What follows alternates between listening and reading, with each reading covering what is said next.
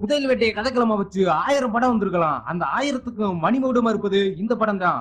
First பார்ட்ல ஒரே நாட்டுல புதையலை தேடி அலைஞ்சிட்டு இருந்த நம்ம படத்தோட ஹீரோ பென் இந்த படத்துல நாடு விட்டு நாடு கண்டம் விட்டு கண்டம்னு ஒரு ரவுண்ட் அடிச்சு தும்சம் பண்ணி பட்டையை கிளப்பியிருக்காரு. அதோட மட்டும் இல்லாம அமெரிக்காவோட மறைக்கப்பட்ட பல ரகசியங்களையும் தூசி தட்டி நம்ம பார்வைக்கு வச்சு பரபரப்பான கதையம்சத்தோட அடுத்து என்னன்னு விறுவிறுப்பான சொன்ன national part 2 book of the சீக்ரெட்ன்ற படத்தை தான் இன்னைக்கு நம்ம பார்க்க போறோம். ஃபர்ஸ்ட் பார்ட் நீங்க பார்க்கலைன்னா கீழே டிஸ்கிரிப்ஷன்ல லிங்க் இருக்கு, மறக்காம பார்த்துட்டு வாங்க. இப்ப புதையலை தேடி போலாம். படத்துக்குள்ள போறதுக்கு முன்னாடி நீங்க நம்ம சேனலுக்கு புதுசுனா மறக்காம சப்ஸ்கிரைப் பட்டன் அழுத்திட்டு பெல் ஐக்கானையும் தட்டி விட்டுவாங்க. படத்துக்குள்ள போலாம். வெல்கம் டு டிடி கூத்துக்கொட்டகை. படத்தை ஸ்டார்ட் பண்ணதுமே 1865 வாஷிங்டன் டிசில சிவில் வார் முடிஞ்ச 5வது நாள் அமெரிக்க மக்கள் எல்லாம் அதை ரொம்ப சந்தோஷமா கொண்டாடிக்கிட்டு இருக்காங்க. அந்த நேரத்துல நைட்ஸ் ஆஃப் கோல்டன் சர்க்கிள்ன்ற அமைப்பு சேர்ந்த 2 பேரு நம்ம ஹீரோ பென்னோட கொள்ளு தாத்தா தாமஸ் கேட்ஸ பார்க்க வராங்க. அவங்க கையில வச்சிருந்த ரகசிய டைரி அவர்கிட்ட காட்டி புதிருக்கு விடை கண்டுபிடிக்கிறது நீங்க பெரிய ஆளுன்னு சொன்னாங்க, இதுல இருக்க புதிருக்கு விடையை கண்டுபிடிச்சு சொல்லுங்கன்னு சொல்லவும், இதை கண்டுபிடிக்கணும்னா கண்ணு தெரியணும். என்னது கண்ணு தெரியணுமா? அட ஆமாங்க, இருங்க கண்ணாடியை மாட்டிக்கிறேன்னு கண்ணாடியை மாட்டிட்டு அந்த டைரியில இருக்க புதிரை பாக்குறாரு. போயிட்டு கொஞ்ச நேரம் கழிச்சு வாங்க விடையை கண்டுபிடிச்சு வைக்கிறேன்னு சொல்லவும் 2 பேரும் அங்கிருந்து கிளம்பிடுறாங்க. அந்த 2 பேத்துல ஒருத்தன் பக்கத்து பில்டிங்ல நாடகம் நடக்கிற இடத்துக்கு போறான். மக்களோட சேர்ந்து பால்கனியில இருக்க தனி ரூம்ல அப்போதைய அமெரிக்க அதிபர் ஆப்ரஹாம் லிங்கன் குடும்பத்தோட நாடகத்தை பார்த்து ரசிச்சுக்கிட்டு இருக்காரு. அப்ப அந்த ரூமுக்குள்ள போனவன் லிங்கனோட தலை பக்கத்திலே துப்பாக்கி வச்சு சுட்டு அவரை கொன்றான். அப்படியே மக்கள் இருந்த பக்கமா குதிச்சு எங்க அமைப்போட பாதையில குறுக்க யார் வந்தாலும் இதுதான் கதின்னு சொல்லிட்டு அங்கிருந்த குதிரையில ஏறி தப்பிச்சு போயிடுறான். அந்த 2 பேத்துல ஒருத்தன் கேட்ஸ் கிட்ட புதிருக்கான விளக்கத்தை கேட்டுக்கிட்டு இருக்கான். கேட்ஸும் புதிருக்கான விளக்கத்தை குறிச்சுக்கிட்டு இருக்காரு. டெம்பிள்ஸ் கோல்டு அப்படின்றத வரத பார்த்துட்டு இது புதையலுக்கான மேப்பாச்சேன்னு சொல்லி அவனை பார்க்க அவனோட சட்டையில கேஜிசின்ற சிம்பிள் இருக்கிறத பார்த்துட்டு இவன் ஒரு தீவிரவாத அமைப்பு இவனுக்கு கொடுக்கூடாதுன்றது முடிவு பண்றாரு. புதிருக்கான முழு விளக்கத்தையும் சொல்லாம இருக்கவும் அவன் கேட்ஸ சுட்டுறான். இந்த வேட்டை இதோட முடியட்டும்னு டைரியில புதிர் இருந்த பக்கத்து கழிச்சு நெருப்புல போட்டுறாரு கேட்ஸ். உடனே அவன் நெருப்புல கையை விட்டு அந்த பேப்பரை எடுத்துட்டு கேட்ஸ் மகனை சுட பாக்குறான். கேட்ஸ் வேணாம் தடுக்கவும் அந்த பையனை சுடாம விட்டுட்டு வேட்டை இனிதான் ஆரம்பம்னு படத்தோட கதையில நெருப்ப பத்து வைக்கிறான். அப்படியே அங்க சீனை கட் பண்ணி நம்ம படத்தோட ஹீரோ பென்னை காட்டுறாங்க. ஒரு மீட்டிங் ஹால்ல லிங்கனை கொண்டது நைட்ஸ் ஆஃப் கோல்டன் சர்க்கிள் அமைப்பை சேர்ந்தவதான். அன்னைக்கு மட்டும் எங்க கொள்ளு தாத்தா அந்த பேப்பரை எரிக்காம இருந்திருந்தா மிகப்பெரிய புதைகள் கெட்டவங்க கைக்கு போயிருக்கும்னு பேசி முடிக்கிறாரு. அடுத்து பென்னோட அப்பா பேச ஆரம்பிக்கும் போது அப்ப வில்கின்சன் ஒருத்தன் குறுக்க பேசுறான். லிங்கனை கொண்டது கேஜிசி அமைப்பு தான், ஆனா அதுக்கு திட்டம் போட்டு கொடுத்தது உங்க தாத்தா தாமஸ் கேட்ஸ் தான், அவர் தான் அன்னைக்கு அவங்கள அங்க வர சொன்னது அப்படின்னு மொத்த மக்கள் முன்னாடியும் குண்ட தூக்கி போடுறான். அன்னைக்கு தாமஸ் கேட்ஸ் நெருப்புல போட்ட டைரியோட பேப்பரை வில்கின்சன் காட்டுறான். அதுல லிங்கனை கொண்டவங்களோட பேரோட கீழே மாஸ்டர் மைண்ட் தாமஸ் கேட்ஸ்னு போட்டிருக்கு. அந்த பேப்பரு ஒரிஜினல் செக் பண்ண ஆவண காப்பகத்துல பாதுகாக்கப்பட்டு வந்த அந்த பழைய டைரியோட கம்பேர் பண்ணி பாக்குறாங்க. 10 பொருத்தமும் பஜக்குன்னு ஒத்துருக்கு. கேட்ஸ் தான் லிங்கனை கொண்டாருன்ற விஷயம் மக்கள் மத்தியில பரவ ஆரம்பிக்குது. எப்படியாச்சும் இந்த பழி சொல்ல இருந்து நம்ம குடும்பத்தை காப்பாத்தணும்னு 2 பேரும் யோசிக்க ஆரம்பிக்கிறாங்க. அதே நேரம் நம்ம ஹீரோட ஃப்ரெண்ட் ரேலியை காட்டுறாங்க. ஃபர்ஸ்ட் பார்ட்ல கண்டுபிடிச்ச புதையலை பத்தின புக் எழுதி பிளாட்ஃபார்ம்ல உட்காந்து சேல்ஸ் பண்ணிட்டு இருக்காரு. அங்க வந்த லேடி ஒருத்தவங்க நீங்க தான் பென் கேட்ஸான்னு ஹீரோ பேரை சொல்லி கேட்க, நீங்க அவரை பாத்திருக்கீங்களா? இல்லையே. அப்ப நான் தான் பென் கேட்ஸ்னு பில்டப் கொடுக்குறாரு. அந்த நேரம் பார்த்து போன பாட்டுல வாங்கின ஃபெராரி காரை டாக்ஸ் கட்டலன்னு தூக்கிட்டு போயிடுறாங்க. போனா போகட்டும் போடான்னு அவர் கடையோட போட கையிலேயே தூக்கிட்டு நடராஜா சர்வீஸ்ல வீட்டுக்கு கிளம்பிடுறாரு. அங்கே பார்த்தா பென் இவருக்காண்டி வெயிட் பண்ணிக்கிட்டு இருக்காரு. என்ன இந்த பக்கம்னு ரேலி கேட்க, நடந்ததெல்லாம் சொல்லி எப்படியாச்சும் என் குடும்பத்து மேல ஏற்பட்ட பழிய போக்கணும், அதுக்கு உன்னோட உதவி தேவைன்னு சொல்லவும் ரேலியும் உதவ சம்மதிக்கிறாரு.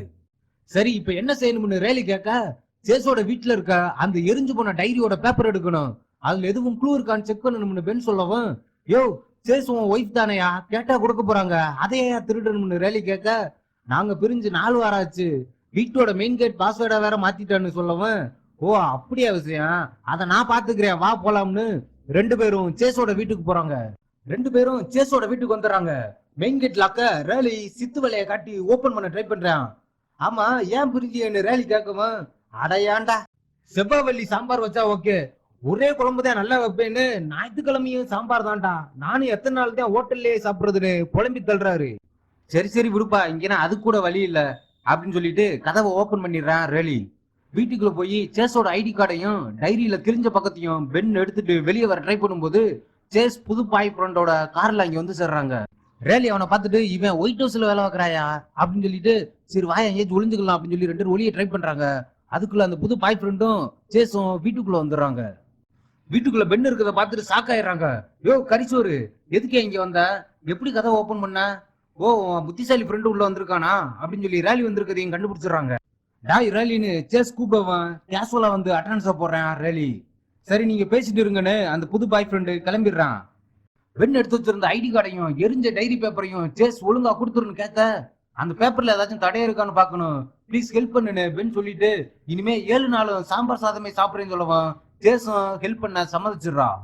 அந்த எரிஞ்ச டைரியோட பேப்பரை ஸ்கேன் பண்ணி இன்ஃப்ராரெட் யூஸ் பண்ணி பாக்குறாங்க.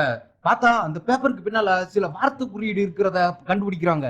இந்த குறியீடுக்கான அர்த்தம் கண்டுபிடிக்கணும்னா அஞ்செழுத்து வார்த்தை ஒண்ணு தேவைப்படுது அப்படின்னு சொல்லி கம்ப்யூட்டர்ல போட்டு அதை செக் பண்ணி பாக்குறாங்க. என்னோட கொள்ளு தாத்தா சாருக்கு முன்னாடி ஏதாச்சும் க்ளூ கொடுத்தாரான்னு எங்க அப்பாட்ட போய் கேட்டு வரேன்னு பெண் அவங்க அப்பாவை பார்க்க போறாரு.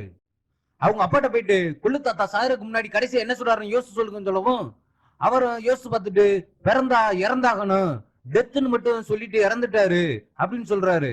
உடனே பெண் ரேலிட்ட வந்து டெத்துன்னு டைப் பண்ண சொல்றாரு. ரேலி டெத்துன்னு டைப் பண்ணவும் உடனே அந்த கோடுக்கான அர்த்தம் வருது. அந்த குறியீடு என்ன குறிக்குதுன்னா எட்வர்ட் லெபுல்னு ஒரு பிரெஞ்சுக்காரரோட பேரை குறிக்குது. யார் இவர்னு ரேலி கேட்க இவர் தான் சுதந்திர தேவி சிலையை வடிவமைச்சோர்னு ஹீரோவோட அப்பா சொல்றாரு. மொத்தம் 2 சிலை இருக்கேன்னு ரேலி சொல்ல இல்ல மொத்தம் 3 இருக்கு, ஒன்னு நியூயார்க்ல, இன்னொன்னு லக்சன்பர்க் கார்டன்ல, 3வது பாரிஸ்ல இருக்குன்னு ஹீரோவோட அப்பா சொல்றாரு. ஆமா நம்ம போக வேண்டியது பிரான்ஸ்னு பெண் சொல்றாரு. அப்படி சீனை கட் பண்ணி பிரான்ஸ்ல இருக்க பாரிஸ காட்டுறாங்க. மதுரை சித்தத்துலால வாங்கின ஒரு ஹெலிகாப்டர்ல கேமராவை கட்டி அந்த சுதந்திர தேவி சிலையில ஏதும் குழு இருக்கான்னு ரேலியும் பெண்ணும் பாத்துக்கிட்டு இருக்காங்க. அந்த நேரம் பார்த்து 2 போலீஸ்காரங்க அங்க வந்து என்ன பண்றீங்க இங்க வாங்கன்னு கூப்பிடவும் ரேலிய சிலையை செக் பண்ண சொல்லிட்டு பெண் மட்டும் போலீஸ்காரர்கிட்ட போறாரு. போனதுமே நீங்க அஜித்குமார் மாதிரி அழகா இருக்கீங்கன்னு ஹீரோ ஒரு பிட்ட போடவும் நீங்க தமிழ் படம்னா பாப்பீங்களான்னு போலீஸ் கேட்க என்ன இப்படி சொல்லிட்டீங்க, சூப்பர் ஸ்டார் மாதிரி கண்ணாடி போட்டிருக்கும் போதே தெரிய வேணாமா, நான் ஒரு தடவை சொன்னான்னு ஹீரோ ஆரம்பிக்க 100 தடவை சொன்ன மாதிரின்னு போலீஸும் சேர்ந்து சொல்றாரு. ஒரு வழியா போலீஸ வலிக்கு கொண்டு வந்துட்டாரு பென். அதே நேரம் அந்த சிலையில இருந்த புக்ல சில வார்த்தைகள் இருக்கிறத ரேலி போட்டோ எடுத்துட்டு பென்னுட்டு வரான். அது பிரெஞ்சு மொழியில இருக்கு, கொடுங்க நான் படிச்சு சொல்றேன்னு போலீஸ் வாங்கி படிச்சு சொல்றாரு. அதுல என்ன போட்டிருக்குன்னா கடலுக்குள் மாண்டு போனவன் மீண்டு வந்தான், ஆனால் மாறி போனான் இரட்டையர்களாக, நீங்கள் தேடுவதை பாதுகாப்பவன் அவனே, 1876 ரெசல்யூட் அப்படின்னு போட்டிருக்கு. கொஞ்ச நேரம் யோசிச்சுட்டு பென் அந்த புதிரோட அர்த்தத்தை கண்டுபிடிச்சிடறாரு. 18ஆம் நூற்றாண்டுல ரெசல்யூட்ன்ற பிரிட்டிஷ் கப்பல் தொலைஞ்சு போச்சு. அந்த கப்பலை அமெரிக்கா கண்டுபிடிச்சு மறுபடியும் பிரிட்டிஷ்டமே கொடுத்தாங்க. அதுக்காக விக்டோரியா மகாராணி அந்த கப்பல்ல இருந்து மரத்தை வச்சு 2 ட்வின் டேபிள் செஞ்சாங்க. ஒன்னு அவங்க வச்சுக்கிட்டு இன்னொன்னு அமெரிக்க அதிபருக்கு பரிசா கொடுத்தாங்கன்னு சொல்லவும் போலீஸ் என்னன்னு புரியாம முழிக்கிறாரு. அடுத்து என்ன செய்ய போறீங்கன்னு போலீஸ் கேட்க உடனே நாங்க லண்டன்ல இருக்க பக்கிங்ஹாம் அரண்மனைக்கு போகணும்னு சொல்றாரு ஹீரோ. ஏர்போர்ட் இங்க இருந்து பக்கம் தான், ஒரு டாக்ஸி போய் பிடிச்சிருவான்னு கூட இருந்த போலீஸ் அனுப்பிட்டு ரேலிட்ட ஹெலிகாப்டர் என்ன விலைன்னு கேட்கிறாரு. அதுக்கு ரேலி 500 ரூபான்னு திருவிழால வாங்கினேன்னு சொல்லவன் மிக்க மகிழ்ச்சி 5000 ரூபாய் ஃபைனை கட்டிருங்கன்னு பில்ல போட்டு விட்டுறாரு அந்த போலீஸ். இன்னொரு பக்கம் ஹீரோவோட அப்பா கடைக்கு போயிட்டு வீட்டுக்குள்ள வரும்போது அங்க ஒளிஞ்சிருந்த வில்லனோட ஆளு அவர் மண்டையிலேயே ஒரு அடியை போட்டு மயக்கம் போட வச்சிடறான். உடனே அவரோட பாக்கெட்ல இருந்து அவரோட செல்ல எடுத்து பார்த்தா பாண்டி பஜார்ல வாங்கின சைனா செல்லு அது. ரொம்ப வசதியா போச்சுன்னு அந்த செல்ல குளோன் பண்ணி டூப்ளிகேட் செல்ல ஒன்னு ரெடி பண்ணி வில்லன்ட்ட கொடுத்துட்டு அங்கிருந்து கிளம்பிடுறாங்க. அடுத்த நாள் காலையில பக்கிங்ஹாம் அரண்மனைக்குள்ள எப்படி உள்ள போறதுன்னு ரேலியும் பெண்ணும் கம்ப்யூட்டர்ல பில்டிங் மேப்பை பார்த்துட்டு இருக்காங்க. அந்த நேரம் ஹீரோவோட அப்பா கால் பண்ணி நைட் நடந்த விஷயத்த சொல்றாரு. நாளைக்கு பக்கிங்ஹாம் அரண்மனைக்குள்ள ஒரு குழுவை தேடி போறோம், வேலையை முடிச்சுட்டு சீக்கிரம் வந்துடுறோம், அது வரைக்கும் பத்திரமா இருங்கன்னு ஹீரோ சொல்றத பில்ல இன்னொரு பக்கம் ஒட்டு கேட்டு தெரிஞ்சுக்கிறான். அடுத்த நாள் காலையில ரேலியும் பெண்ணும் பக்கிங்ஹாம் அரண்மனைக்குள்ள போறாங்க. ரேலி நேரா ரெஸ்ட் ரூம்குள்ள போய் அரண்மனையோட செக்யூரிட்டி சிஸ்டத்தை ஹேக் பண்ண தயாராகிறான்.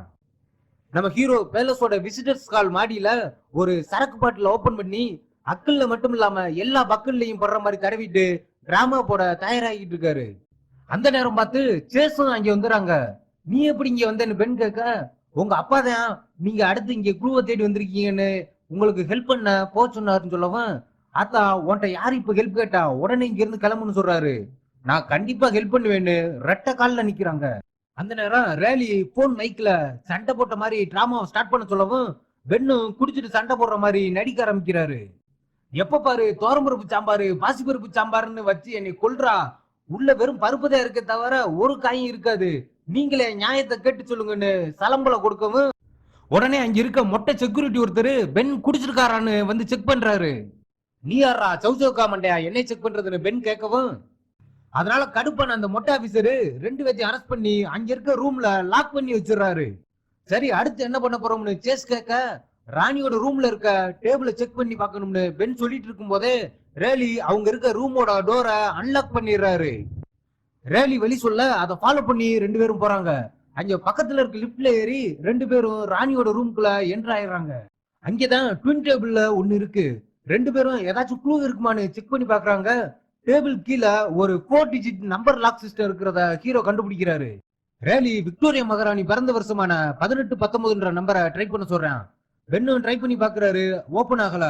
அப்புறமா பிரான்ஸ் அலையில இருந்த 1876 நம்பரை ட்ரை பண்ணவும் டேபிள்ல இருந்து ஒரு டிரா ஓபன் ஆகி மரக்கட்டையில பழைய அமெரிக்க மொழியில் எழுதப்பட்ட க்ளூ ஒண்ணு கிடைக்குது.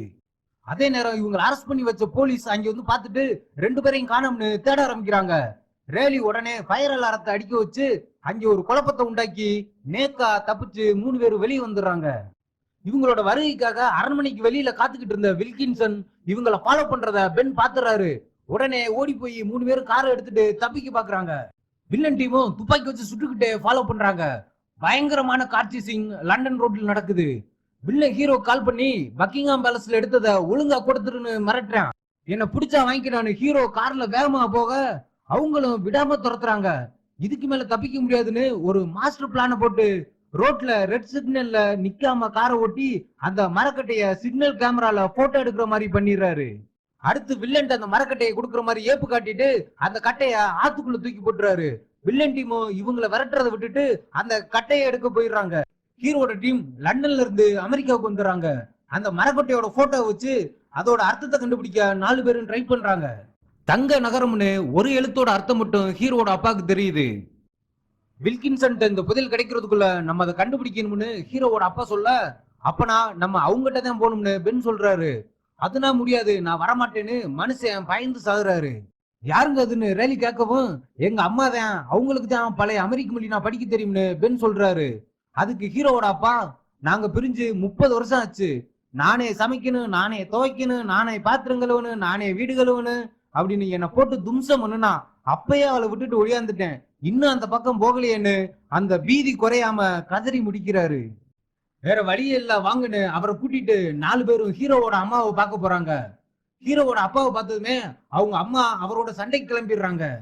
30 வருஷத்துக்கு முன்னாடி வீட்டை விட்டு பைய தூக்கிட்டு ஓடுனியே, அப்ப வெளியில என்னோட துணி காஞ்சிட்டு இருந்துச்சு, எடுத்து உள்ள வச்சுட்டு போனியா, மழை பெஞ்சு எல்லாம் நனைஞ்சு போச்சுன்னு, நான் போகும்போது வெயில் தான் அடிச்சிச்சுன்னு பாவமா சொல்றாரு ஹீரோவோட அப்பா.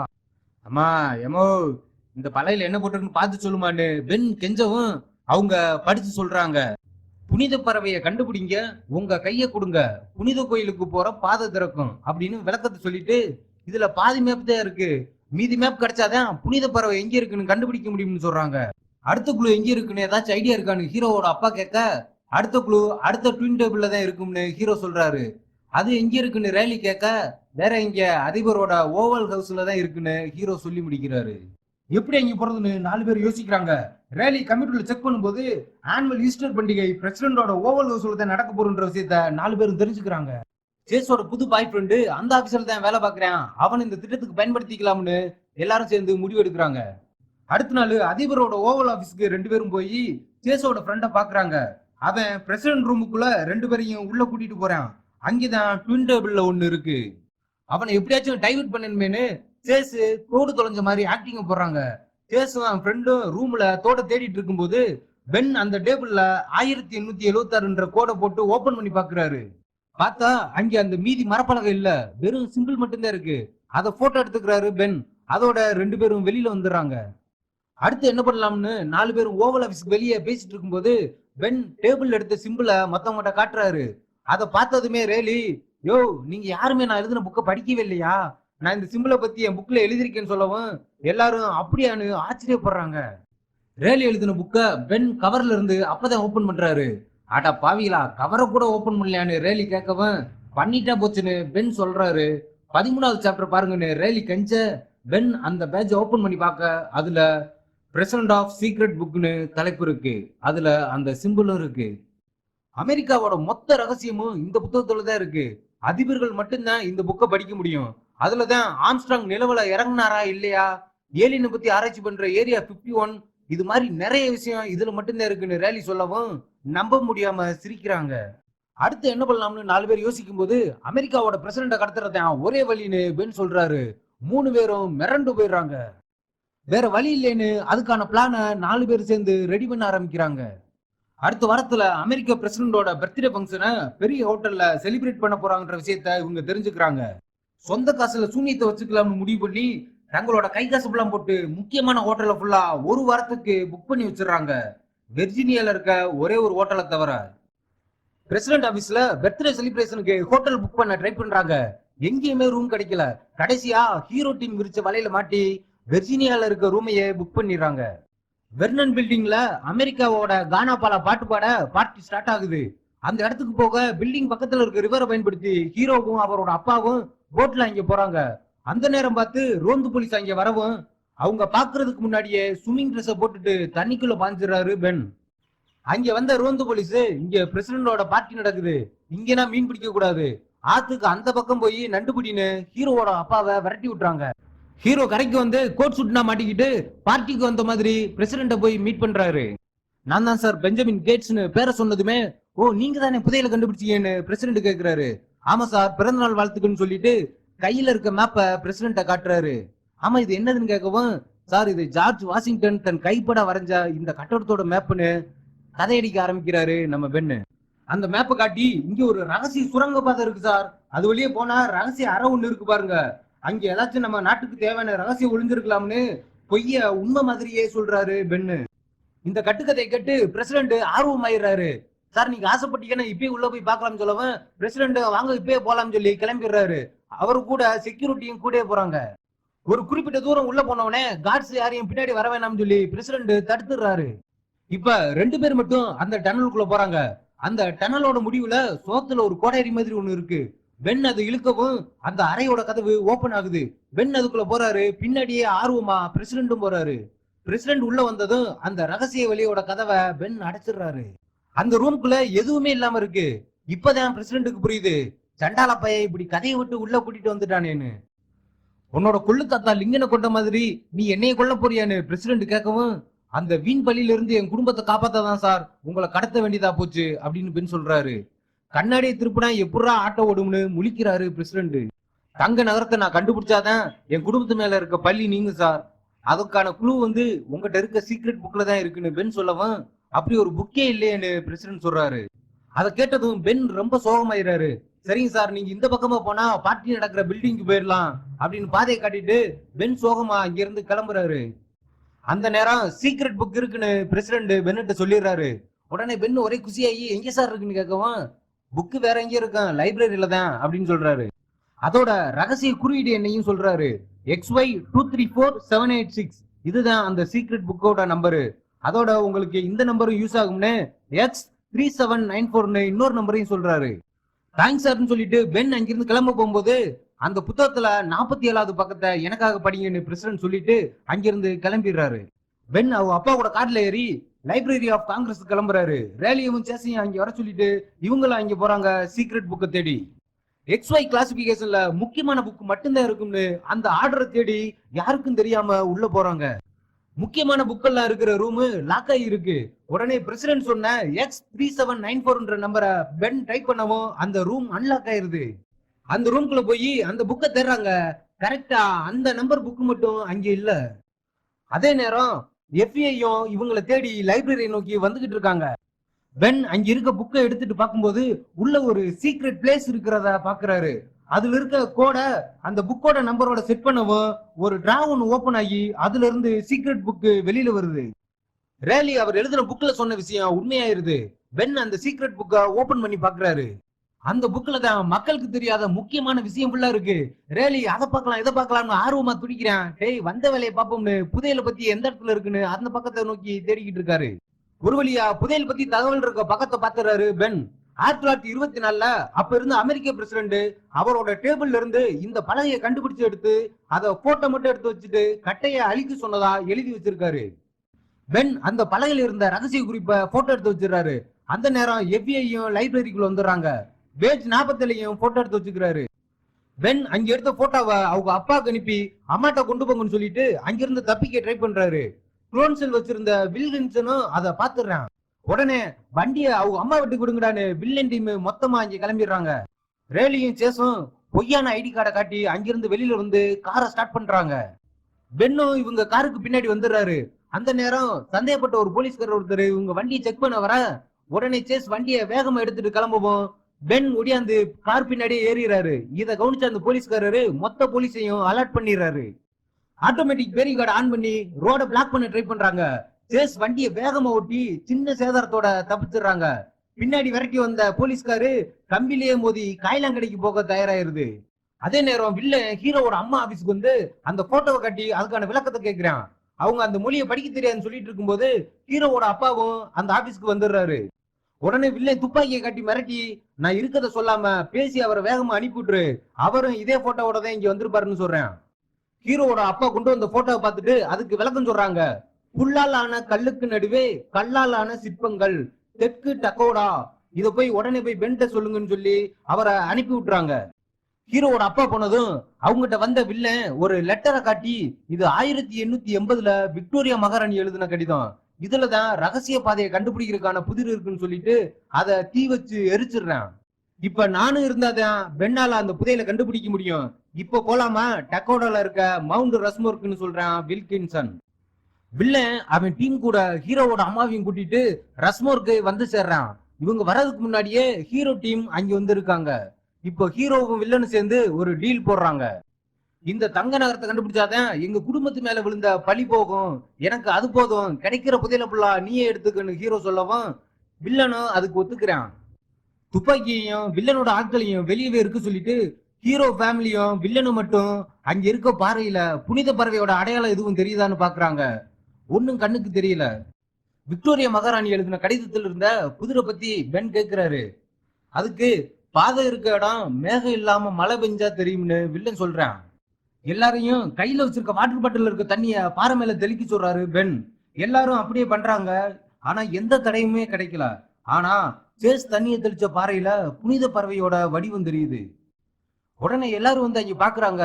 தண்ணி பட்டதும் அந்த பாறையில புனித பறவையோட சின்னம் தெரியுது. அந்த பறவைக்கு நடுவுல ஒரு சின்ன ஓட்டம் மட்டும்தான் இருக்கு. எப்படி அந்த ரகசிய பாதையை திறக்கணும்னு யாருக்கும் தெரியல. ரேலி அண்டாக்கு கஜம்னு மந்திரம் போட்டாதான் பாதை திறக்கும்னு நினைக்கிறேன்னு காமெடி பண்ண ட்ரை பண்ணும் போது செத்த சும்மா இருக்கேலான்னு பென் சொல்லிட்டு பக்கிங்காம் பேலன்ஸ்ல கிடைச்ச அந்த மரப்பலகையில சொன்ன மாதிரி புனித பறவையோட கை கோர்த்தால் தான் புனித பாதை திறக்கும்னு பென் அந்த பாறைக்குள்ள கைய விடுறாரு. உள்ள ஒரு கல் இருக்கு, அது நகர்த்தவும் கொஞ்ச தூரம் தள்ளி ஒரு பாறையில பாதை திறக்குது. உடனே எல்லாரும் அந்த இடத்துக்குள்ள போறாங்க. பெரிய குகையா இருக்கவும் ஆர்வம் பார்த்துக்கிட்டு அப்படியே உள்ள போகும்போது ரேலி ஒரு கல்ல இருக்க கயிறை தொடவும் அது கட்டாகி அவங்க உள்ள வந்த பாதைய க்ளோஸ் பண்ணி விட்டுருது. இதுக்கு மேல உள்ள போனாதான் வெளியே போறதுக்கு பாதை கிடைக்கும்னு கோயிலுக்குள்ளேயே பாதையை தேடிட்டு போறாங்க. அங்க ஒரு தங்கச்சலை அழகா இருக்கத ரேலி பார்த்துட்டு எல்லார்ட்டையும் சொல்றேன். அது ஒரு எலிப்பறின்னு தெரியாம ரேலி கூடவே ஹீரோ ஹீரோயின் வில்லன் சேர்ந்து போகவும் அவங்க வந்த பாறை திடீர்னு சரிஞ்சு 4 பேரையும் கீழே சீசா மாதிரி இருக்க ஒரு பாறையில தள்ளி விட்டுருது. ஹீரோவோட அப்பா அம்மா மட்டும் அந்த வலையில சிக்காம மேலேயே நின்றாங்க. 4 பேரும் அந்த பாறையில ஆளுக்கு ஒரு பக்கமா நின்று வெயிட்ட பேலன்ஸ் பண்ணி அந்த பாறை கீழே சாயாம பாத்துக்கிறாங்க. கீழே இதுக்கு முன்னாடி புதையலை தேடி வந்தவங்க எல்லாம் எலும்பு கூடா கிடக்காங்க. இப்ப என்ன பண்றதுன்னு 4 பேர் யோசிக்கும் போது ஒரு மூளையை ஒட்டி ஏணி ஒண்ணு தொங்குறத சேஸ் பார்த்துட்டு மத்தவங்க சொல்றா. அந்த ஏணியை பிடிக்கணும்னா ஒரு பக்கமா வெயிட்ட கூட்டினா இன்னொரு பக்கம் மேல போகும், ஏணி ஈஸியா பிடிச்சலாம்னு முடிவு பண்றாங்க. ஃபர்ஸ்ட் வில்ல நான் தான் மேல போவேன்னு சொல்லவும் சரின்னு மத்தவங்களும் சம்மதிக்கிறாங்க. ஒரு மூலையில 3 பேர் ஒன்னா சேரவும் வில்ல நிக்கிற பக்கம் ஏணியை நோக்கி மேல போகுது. அவன் அந்த ஏணியை பிடிச்சி மேல போயிடுறான். அங்க யாரோ கத்தியில குத்து வாங்கி எலும்பு கூட கிடைக்கும். அங்க என்ன இருக்குன்னு ஹீரோ கேட்க எனக்கு முன்னால ஏணியில வந்தவன் யாரோ மல்லாந்து படுத்துட்டு விட்டத்தை பார்த்து சிரிச்சுக்கிட்டு இருக்கான்னு சொல்றான். இன்னொரு பக்கம் ஹீரோவோட அப்பா அம்மா வெளியில போக பாதை கிடைக்குமான்னு தேடிட்டு இருக்காங்க. இங்க அடுத்ததா ஏணியை பிடிக்க சேஸ் போறாங்க. சேஸ் ஏணி மேல ஏற முடியாம கஷ்டப்படுறாங்க. அப்ப வில்கின்சன் கையை கொடுத்து மேல தூக்கி விட்டுறான். இப்ப ரேலியும் பென்னு மட்டும்தான் இங்க இருக்காங்க. இப்ப பென் பின்னாடி போய் பேலன்ஸ் பண்ணிட்டு ரேலியவும் ஏணியில ஏத்தி விட்டுறாரு. மேல உருண்டியான தங்கச்சலை ஒண்ணு இருக்கிறத பார்த்துட்டு அதை கீழே உருட்டி விடுறாங்க. அது கரெக்டா உருண்டு பாறைக்கு பின்னால போகும்போது பென் முன்னால வந்து ஏணியை தாவி பிடிச்சிடுறாரு. ஒரு வழியா இப்ப 4 பேரும் சேஃபா மேல போயிடுறாங்க. இன்னொரு பக்கம் ஹீரோவோட அப்பா அம்மா வந்த பாதை பக்கம் பெரிய பள்ளத்தாக்கு ஒண்ணு இருக்கு. நான் எவ்வளவு எம்ஜிஆர் படம்னா பாத்திருக்கேன் அப்படின்னு சொல்லிட்டு அங்க தொங்கிட்டு இருந்த மரவேற புடிச்சிட்டு ஜோடியா இன்னொரு பக்கம் வந்து சேர்ந்துடுறாங்க. மேல ஏறி போன 4 பேரும் கொஞ்ச தூரம் கோய்க்குள்ள போய் பாக்குறாங்க. அங்க என்ன இருக்கிறத பார்த்துட்டு அதுல பென் நெருப்ப பத்த வைக்கிறாரு. அந்த நெருப்பு வெளிச்சத்துல உள்ள பாக்குறாங்க. வெளியில இருந்து தண்ணி எல்லா பக்கமும் உள்ள வந்து கொட்டிக்கிட்டு இருக்கு. இவங்க வெளியே போறதுக்கான பாதையே அங்க இல்ல. ஹீரோ தண்ணிக்குள்ள பார்த்துட்டு இந்த தண்ணி வர பாதையை அடைச்சிட்டா நமக்கு பாதை கிடைக்கும்னு அங்க இருக்க ஒரு திருக சுத்த ஆரம்பிக்கிறாங்க. இவங்க அந்த திருக சுத்த சுத்த உள்ள வந்த தண்ணி அப்படியே ஸ்டாப் ஆயிருது. உள்ள இருந்த தண்ணி போன பாதையில கீழே இறங்கி பாக்குறாங்க. இவங்க தேடி வந்த அந்த தங்க கோயில் அங்கேதான் இருக்கு. இன்னொரு பக்கம் ஹீரோவோட அப்பாவும் அம்மாவும் அங்க வந்து சேர்ந்துடுறாங்க. அப்பன்னு பார்த்து வில்கின்சன் தாமஸ் கெட்ஸ் பத்தி தப்பா சொன்னதுக்கு மன்னிப்பு கேட்கிறான். அப்பதான் இந்த புதையலை கண்டுபிடிக்க நீங்க ஹெல்ப் பண்ணுவீங்கன்னு தான் பொய்யான செய்தியை பரப்பி விட்டேன்னு சொல்றான். இவன் பாவ மன்னிப்பு கேட்டுக்கிட்டு இருந்த நேரம் பார்த்து மொத்தமா பாவ மன்னிப்பு வழங்க அடைச்சு வச்ச தண்ணி எல்லாம் இப்ப பிச்சுக்கிட்டு உள்ள வர பாக்குது. ரேலி உடனே தங்க கோயில இருக்க தங்க கட்டிகளை பேக்ல எடுத்து வச்சுட்டு இருக்கான். இப்ப தண்ணி நிறைய உள்ள வர ஆரம்பிக்குது. தண்ணி போற திசையிலே போனா வெளியே போக பாதை கிடைக்கும்னு எல்லாரும் அந்த தண்ணியவே ஃபாலோ பண்ணி போறாங்க. அந்த தண்ணி எல்லாம் ஒரு பெரிய கல்லு கதவு வெளியே போகுது. அந்த கதவை திறக்க அங்கே ஒரு திருகு இருக்கு. அதை திருகுனாதான் கல்லு கதவு மேல போகும். வில்லனு ஹீரோவும் சேர்ந்து அந்த திருகவும் கல்லு கதவு மேல திறக்குது. எல்லாரும் அந்த பாதை வழியா வெளியே போயிடுறாங்க. இப்ப வில்லனு ஹீரோ மட்டும்தான் உள்ள இருக்காங்க. அந்த திருக வில்லன் பிடிச்சிட்டு இந்த கோவிலை கண்டுபிடிச்சது வில்கின்சன், நீதான் இந்த உலகத்துக்கு சொல்லணும் பென்னு சொல்லிட்டு ஹீரோவை தப்பிக்க வச்சுட்டு உள்ளேயே ஜலசமாதி ஆயிடுறான் கடைசி நேரம் நல்லவனான வில்கின்சன். மத்தவங்க எல்லாரும் சேஃபா வெளியே வந்துடுறாங்க. வெளியே வந்ததும் FBI சரணடைஞ்சு நேரா பிரசிடென்ட பார்க்க போறாங்க. பிரசிடென்ட் பென்னை வாழ்த்திட்டு அடுத்த நாள் வரக்கூடிய செய்தித்தாளை காட்டுறாரு. அதுல ஹீரோவோட கொள்ளுத்தாத்தா தாமஸ் கேட்ஸ் உண்மையான சிவில் வார் ஹீரோன்னு போட்டிருக்கு. அது மட்டும் இல்லாம இந்த தங்க கோயிலை கண்டுபிடிச்சது உங்க குடும்பம் தான் பேப்பர்ல போட்டிருக்குன்னு பிரசிடென்ட் சொல்றாரு. இன்னொரு பேரையும் அதுல சேர்க்கணும் சார், மிச்சல் வில்கின்சன். அவர் தான் இந்த புதையலை கண்டுபிடிக்க முக்கிய காரணம்னு பென் சொல்றாரு. அதுக்கு சரின்னு சொல்லிட்டு நான் உன்ட ஒரு உதவி கேட்டேனே, அந்த பேஜ் 47ல என்ன இருக்குன்னு பாத்தியான்னு பிரசிடென்ட் கேட்க, திட்டமே போட்டு வச்சுட்டேன்னு நெக்ஸ்ட் பார்ட்டுக்கு லீட் கொடுத்து அப்படியே படத்தை முடிக்கிறாங்க. படத்தை முழுசா பார்த்தவங்க மறக்காம சப்ஸ்கிரைப் பண்ணி எங்களை சப்போர்ட் பண்ணுங்க. மீண்டும் சந்திப்போம் அடுத்த பயணத்தில். இவன் உங்கள் யாரோ.